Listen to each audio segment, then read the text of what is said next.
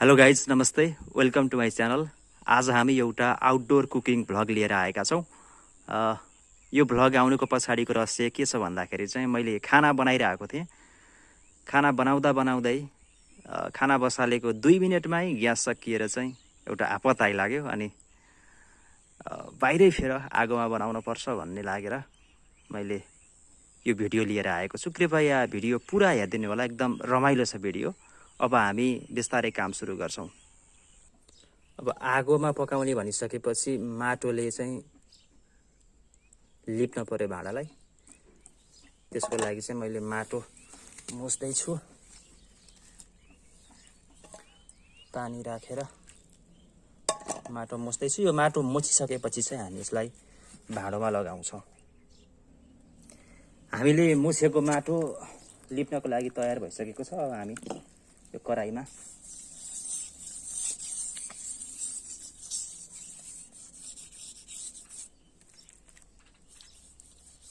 लिप्दैछौँ।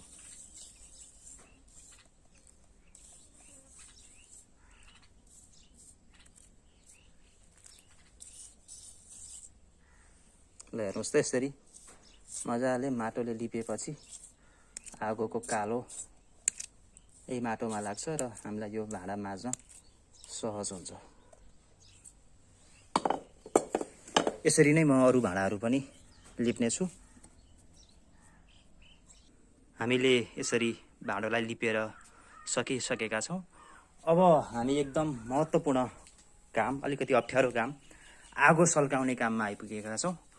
अब हामी यसमा आगो जोडेर आगो सल्काउँदैछौँ। यसमा एक थोक पाक्छ, यसमा अर्को थोक पाक्छ।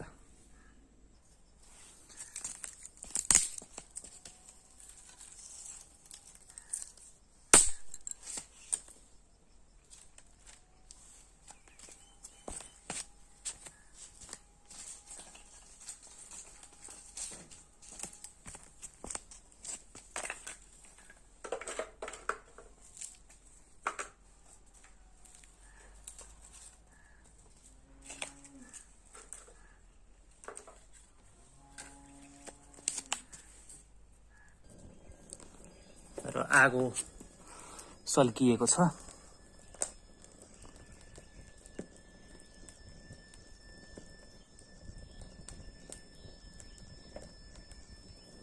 अब हामी यतापट्टिको भागमा कराई बसाल्दैछौँ।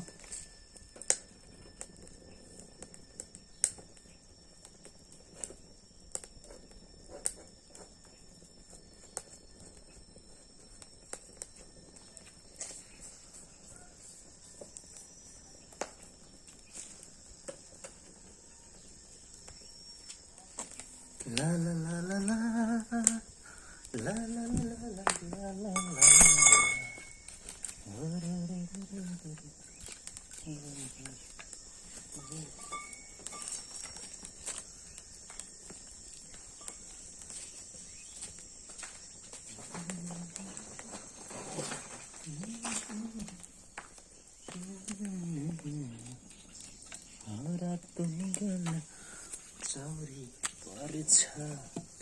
र अब हामी तेल राख्दैछौँ।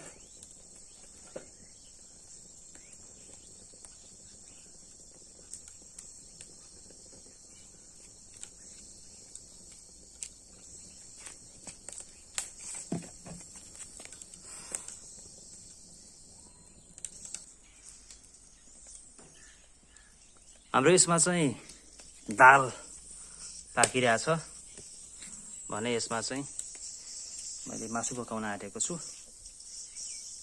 बिस्तारै तेल तात्दैछ। यहाँ भएको प्याज म यसमा राख्नेछु।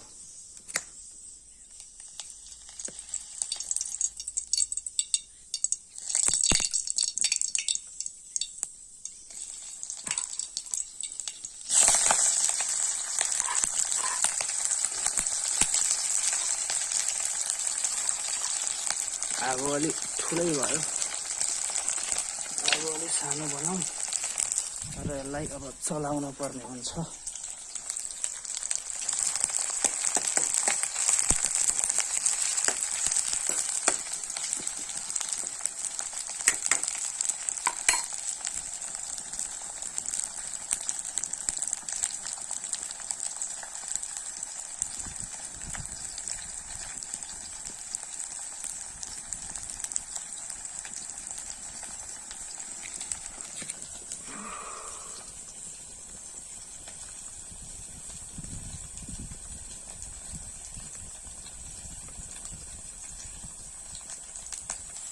प्याज मजाले भुटिसकेको छ। अब हामी यसमा मासु मिसाउँदैछौँ।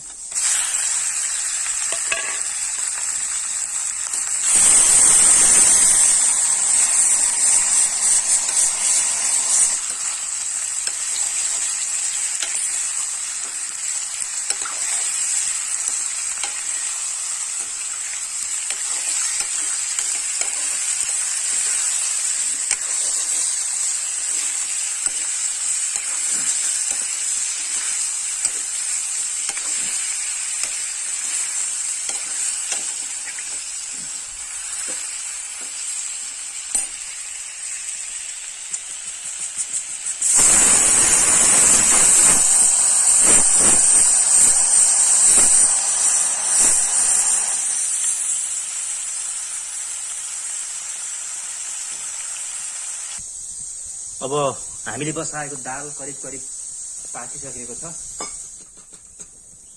हामी दाल झिक्छौँ अब।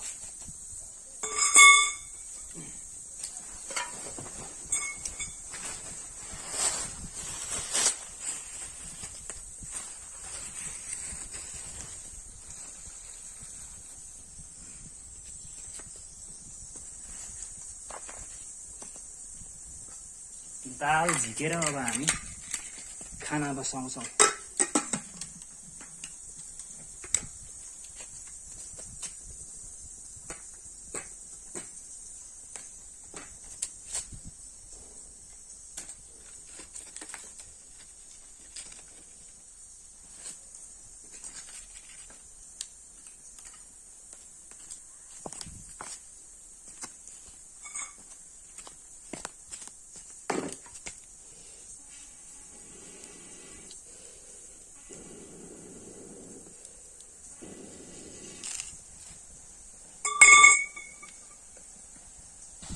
मासुमा पानी अझै सुकेको छैन, तर पनि हामी यसमा बेसार हाल्दै गर्छौँ, किनकि अहिले बेसार हालिसकेपछि बेसार पनि अलिअलि पाक्दै गर्छ।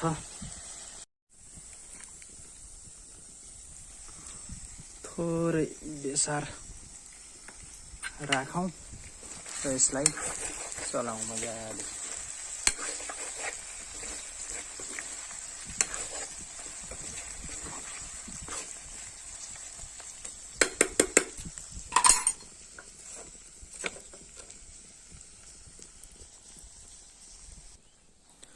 अब हामी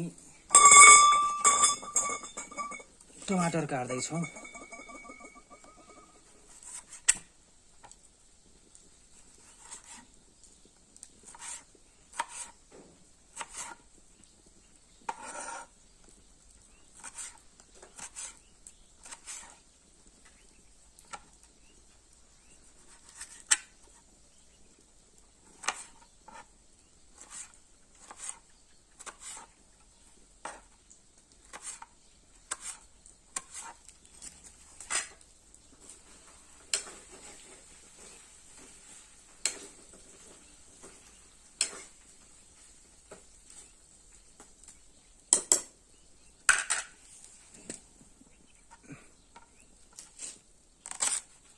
यो चाहिँ हरियो प्याजको डाँठ हो, हामी यो पनि मिसाउँछौँ।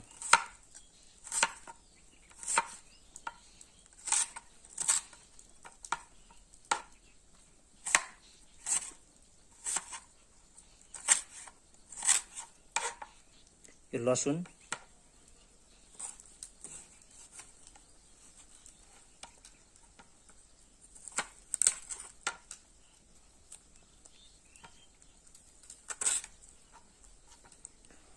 लसुन आधी मात्रै हाले पुग्छ है, धेरै हाल्नु पर्दैन।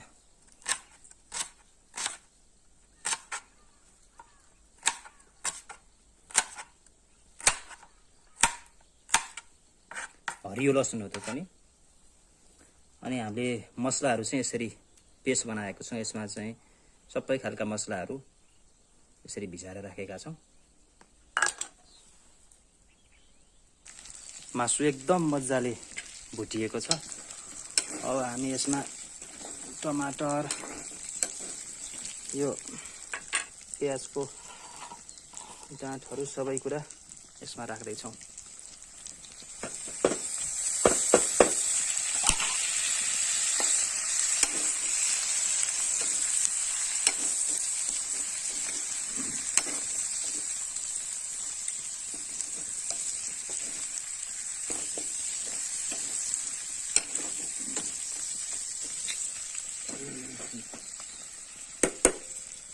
यसमा एउटा समस्या चाहिँ के हुने नि आगो अड्कल्न अलिकति मेसो नहुने अलिकति दाउरा थप्यो हरर बल्छ यसो दाउरा निकाल्यो स्याट्टै फेरि आगो घट्छ त्यो ग्यासमा त ट्याक्क आफूले चाहे अनुसारको बनाउन पाइने यहाँ चाहिँ अलिकति भया जस्तो नभएर चाहिँ हल्का भाँडो चाहिँ डढेको छ यहाँ भाँडको हरिबिजोक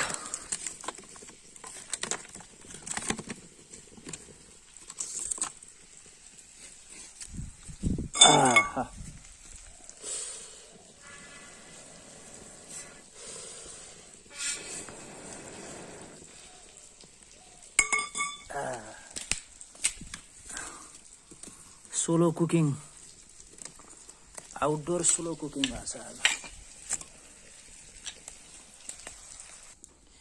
एउटा रमाइलो घटना भएछ मैले यहाँ दाल चाहिँ हाल्न बिर्सेछु होइन 2टा पोटी लसुन अलिकति थोरै मसला राखेर पानी मात्रै उमालिछु तरिका अब फेरि यसलाई यो भात पाकिसकेपछि दाल बसाउनु पर्ला अथवा मासु पाकिसकेको छ है डाडु पनि तातो भएर सुहाउनु गाह्रो लतक्क परेको छ मासु हेर्नु होला लतक्कै परेको मासु छ एकदम मिठो बास्ना आएको छ यति मिठो बास्ना आएको छ कि के कुरा गर्ने अब मासु पाकिसकेपछि दाल बसाउनु पर्ने भयो बर्बाद भयो अब मासु हाम्रो करिब करिब पाकिसकेको छ म यसमा थोरै धनिया राख्दैछु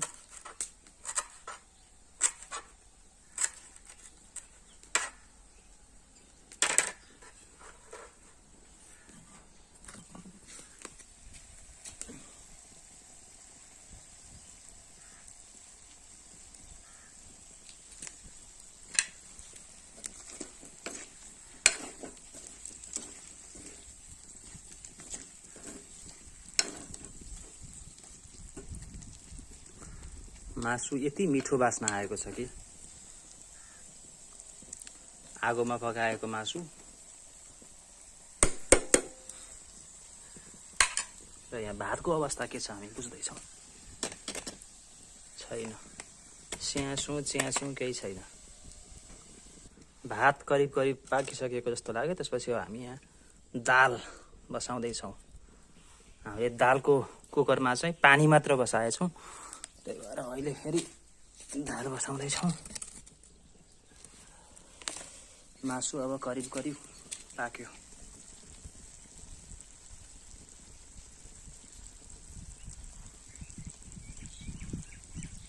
आगोमा पकाएको मासु एकदम मिठो छ मिठासपूर्ण छ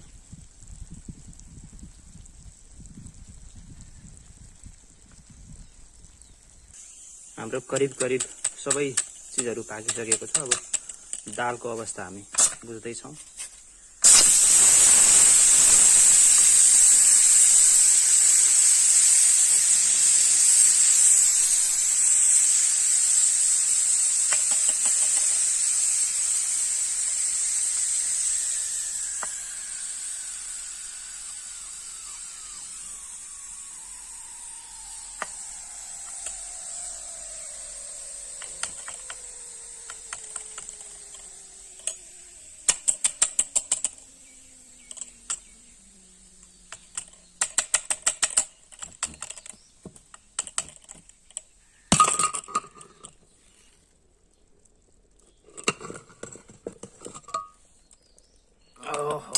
लतक्क र हाम्रो खाना पाकिसकेको छ यसमा भात दाल मासु र यसकै सलादहरू छन् अब हामी बाहिरै बसेर खान्छौँ आनन्दले चिल्ड पारामा चाहिँ बाहिरी वातावरण निहाल्दै हामी खाना खाँदछौँ हामीले खाना पस्किसकेका छौँ र थोरै अलिकति चाहिँ कुकुरलाई दिँदैछौँ चु हजुर ल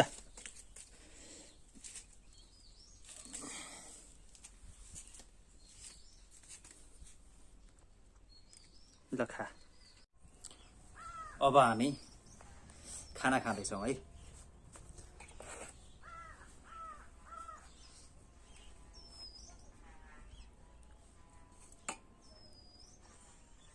दाल एकदम लतक्क परेको मिठो भएको छ।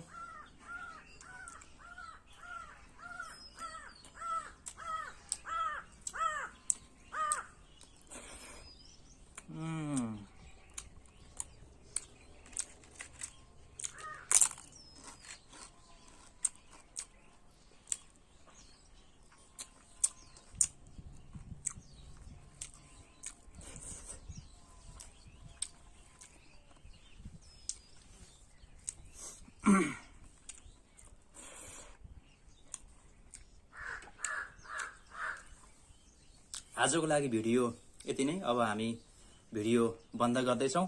अब हामी खानामा केन्द्रित हुन्छौँ।